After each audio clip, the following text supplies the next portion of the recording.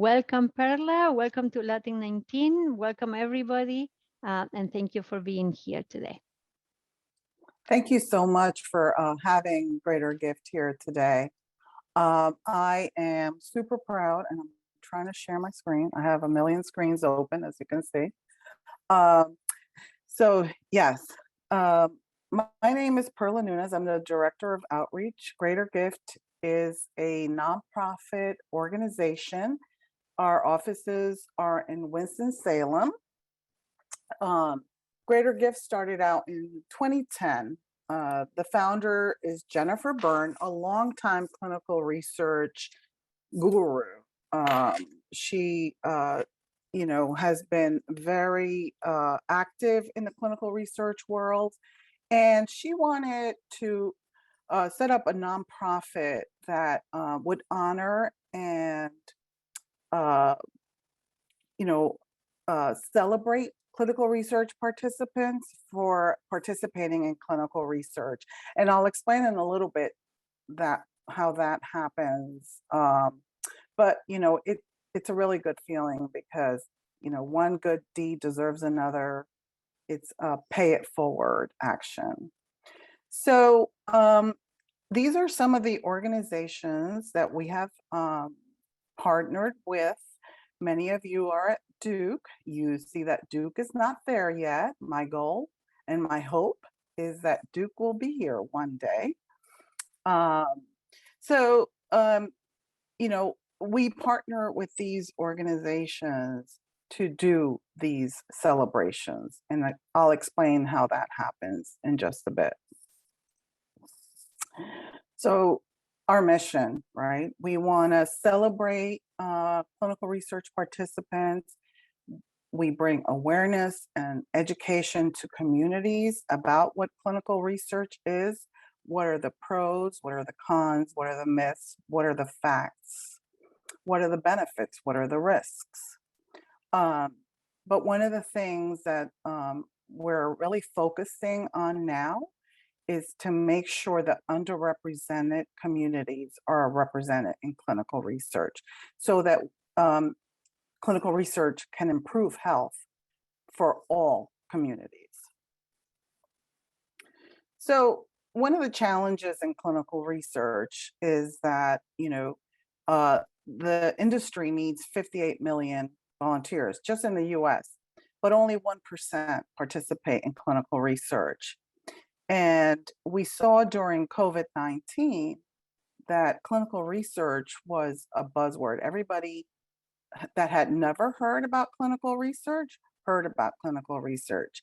And I applaud you, Viviana and Rosa, all that started this Latin 19 from the very beginning of COVID-19, because it brought so much awareness about COVID-19, but the processes that were involved in getting a vaccine, and for COVID-19.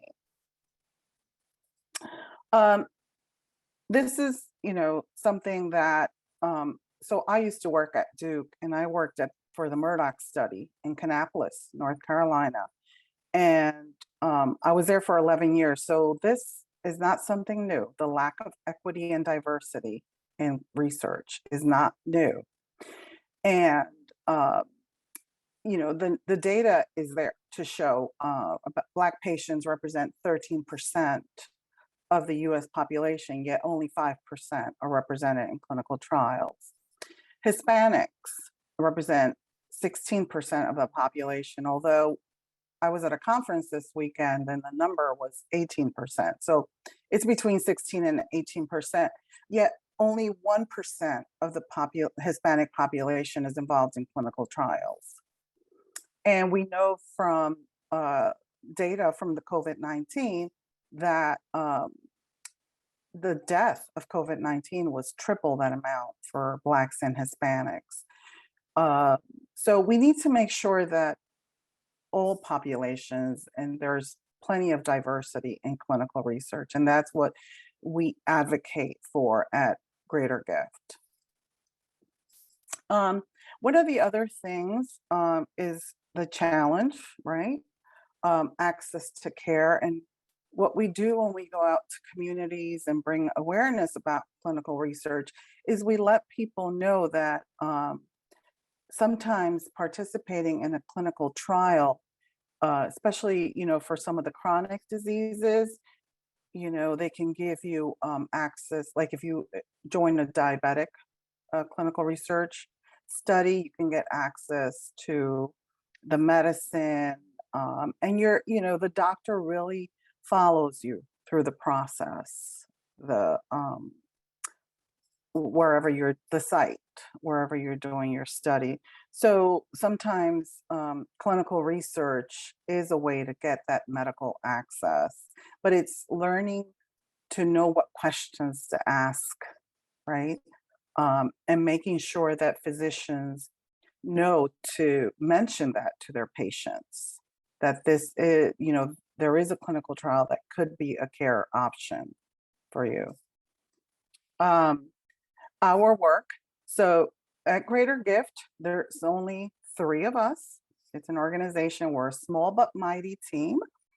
Lily Bunch is our executive director. She's pictured here.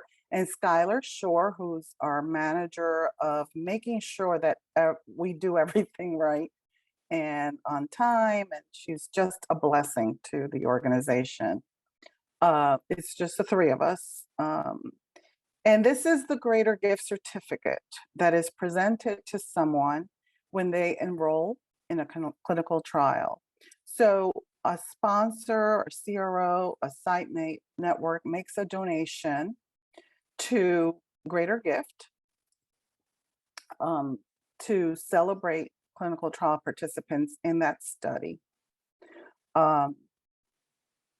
After everything is done with the coordinator, the compensation paperwork, all that is done, the participant is presented the Greater Gift, which means because you enrolled in a clinical trial today, a donation is being made to a child in a third world country to Gavi, the Vaccine Alliance, or we can do it through Feeding America. A backpack full of food is given to a child at one of their local food banks so they can keep it within their community. So if someone's enrolling in a study in Houston, it goes through the Houston Food Bank or, wherever the food banks are. So I heard Jennifer Burns speak about Greater Gift 10 years ago, and I walked out of there in tears because to me, when you're helping someone else, that's just like you're paying it forward. It's just a really good feeling. And, I'm living the dream. I'm working for Greater Gift now, and I'm helping in this endeavor.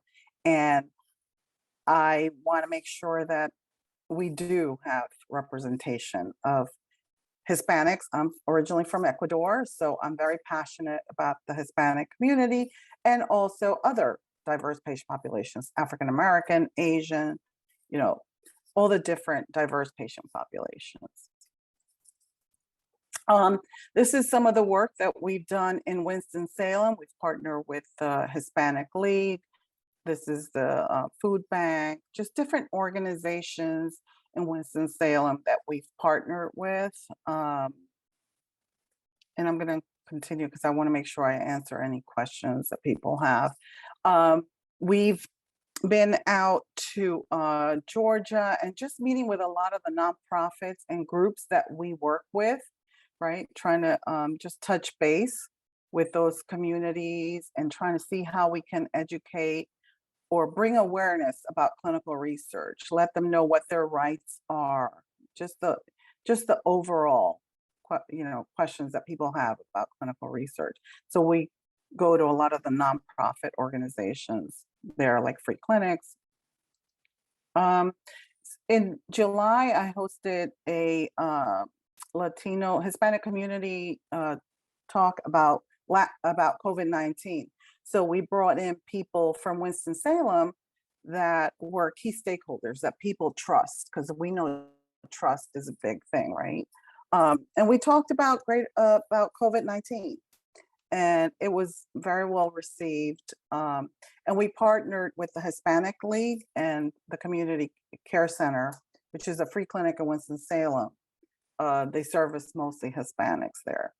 This is something that I'm very excited about and very proud of at Greater Gift. We have a scholarship program, the Mary Hoffman Murphy Scholarship. What we want to do is increase the leadership in clinical research to be of minority, right, representation, so that when someone tries to go, wants to go and enroll, they can see someone that they can relate to, someone that is relatable. So the first award was given to Darius Ford, who's he's pursuing a master's in clinical research at Wake Forest, and Lavinia was the second one that is also at Wake Forest pursuing her master's.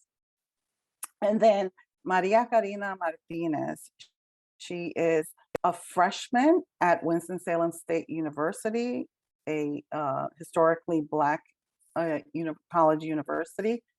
And she is of Mexican descent, and she wants to make a difference in this world. So we gave her a scholarship when she was going to college, when she was in high school. And this was through the Hispanic League, who I believe is here today or is a member of Latin 19. And we've given her a second scholarship for her to continue so her journey in nursing. She wants to go into nursing. So, and we're trying to work with a lot of other organizations like Durham Tech. We're working with Charlene Trainer there to try to set up a scholarship there, and NC Central. And so, again, one of the things that we're very passionate about is making sure that everyone is represented in clinical research, and how can we get the information out there, build that trust so that they will consider clinical research. So I will welcome any questions that anyone has. And here's my contact information. Please, reach out to me or Skylar if you have any questions about Greater Gift. Follow us on Facebook, LinkedIn. We would love to hear about you, and just welcome any feedback anyone has. So if you can stop sharing the screen so everybody can see. Okay. Gracias. Thank you, Perla. I wonder if there are some questions. One of my questions is, how do you work in connecting the community to the researchers? What are the steps that you're, I think I lost a little bit of that. Yeah, so we go, for example, we've been in Charlotte, right? We worked with a lot of groups in Charlotte, caring, all of that, working with their staff so that they can give information about Greater Gift, and then people will go to our website. Our goal, we just redid our website. Skylar did a beautiful job with that. So our goal is to be able to add all our partners on our website so that people can see what clinical research studies are being done, right? Because we are not a recruitment. We don't recruit, but we want to bring awareness, connect people.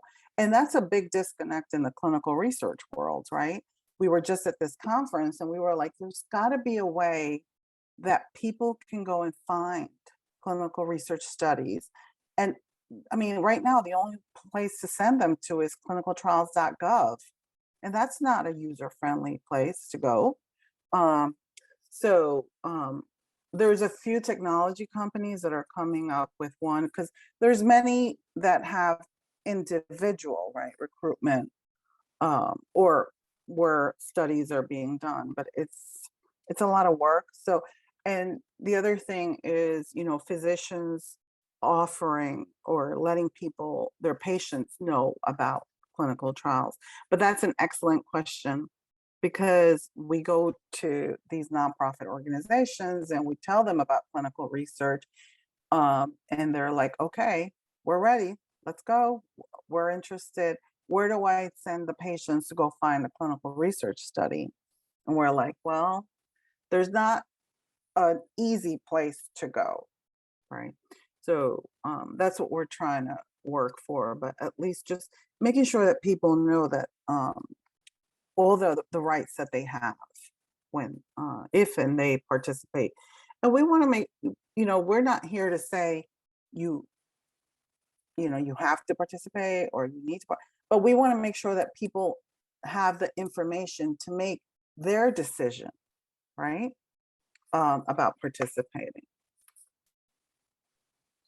So, Skylar, I don't know if you want to add anything, but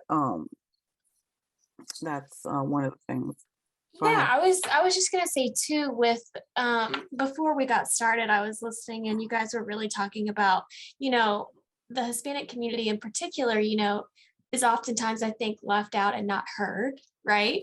So I think too, with us going to these different I saw a question, but these different community organizations, right, that are serving the Hispanic population, we want to be sure that we go back to our partners in the clinical research industry, and relay those information and those concerns and say, hey, about social security numbers, right? Do they need those to participate in research, and really advocating for those people and these community organizations that the research industry is really leaving out, right? And so, in order to have medicines, for me and you and people who look like us, and, those people have to be represented in the research first before we can even, recommend them a diabetic medication, right, in the future. So in order for them to work for all of us, we've all got to be included and work together. So that's, kind of what our work is really focused on. So Thank you. Perla. There is a question from Jackie Hernandez first, and then Cyrano Bird. Jackie asked, can undocumented community members participate on clinical trials? Oh, I love this question. Thank you. Because if somebody didn't bring it up, I was going to bring it up. But it's a great question because it's so unfair. It's so unfair. And it's one of the things that we're really advocating for, the fact that undocumented participants are not allowed to participate if they don't have a social security number.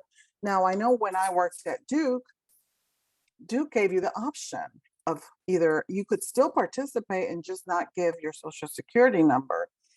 And there's University of Texas does the same thing. Or some organizations work with a nonprofit, and then the nonprofit can pay the participant. So there are ways to do it. It's not just black and white, right?